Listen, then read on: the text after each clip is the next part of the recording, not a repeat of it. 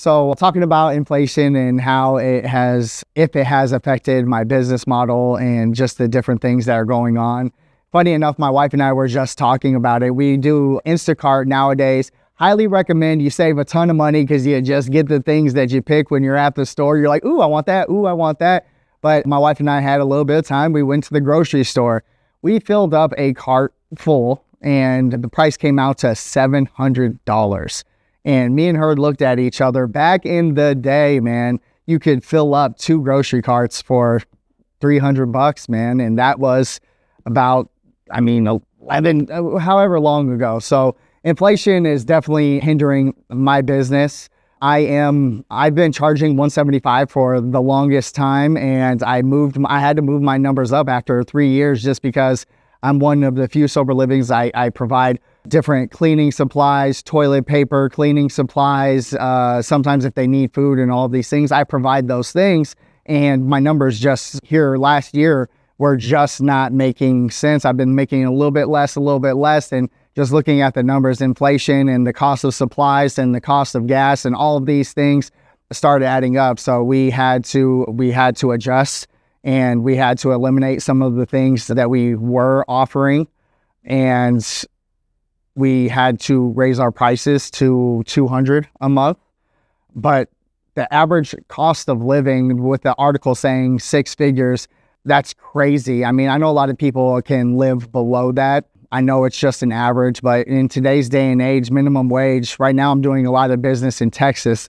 Minimum wage in Texas is still $7.25. There's no way that anybody could ever live on that. And the way that prices and the houses and the interest on everything that is just going up, it's just making it that less attainable for people that are below the poverty line or that are middle class. It's just getting harder and harder.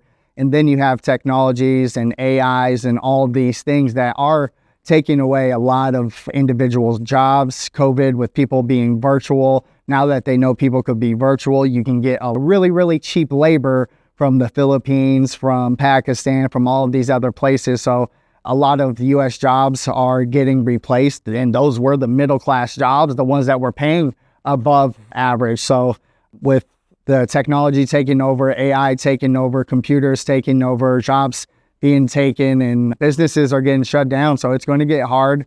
I think it's just going to get harder with everything going up, man. And 6 figures, I don't think that's the average to live on. I think you can live on a little bit less, but you definitely can't live on minimum wage.